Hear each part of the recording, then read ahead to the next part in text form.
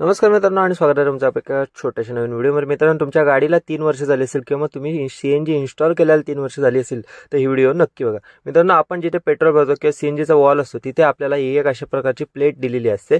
या प्लेटवरती आपल्याला सीएनजी कधी इन्स्टॉल केला याची डेट असते, त्यानंतर या सीएनजी टँकची वॉटर कॅपॅसिटी किती आहे हे सुद्धा दिलेलं असतं आणि त्यानंतर हायड्रो टेस्ट कधी करायचा ही सुद्धा डेट ह्यावरती दिलेली असते। आता जर हायड्रो टेस्टचा विचार केला तर प्रत्येक 3 वर्षानंतर आपल्याला आपल्या गाडीचा जो सीएनजी टँक आहे त्याची हायड्रो टेस्टिंग करावी लागते।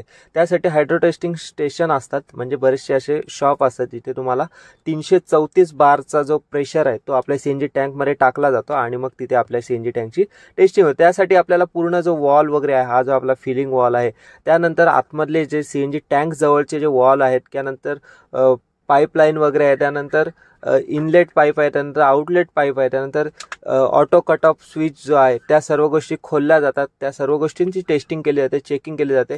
तसेच आपला जो सीएनजी टँक आहे त्याच्यामध्ये गंज पकडला का किंवा मग त्याला क्रॅक आहे का किंवा मग जो आपला सीएनजी टँक आहे तो खराब आहे का, ह्या सर्व गोष्टी आपल्याला त्या हायड्रो टेस्टिंगमध्ये समजल्या जातात। मी तुम्हाला याच्याबद्दल पूर्ण इन्फॉर्मेशन एका मोठ्या व्हिडिओमध्ये यूट्यूबला नक्की देणार आहे, त्याच्यामुळे ही व्हिडिओ नक्की शेअर करा।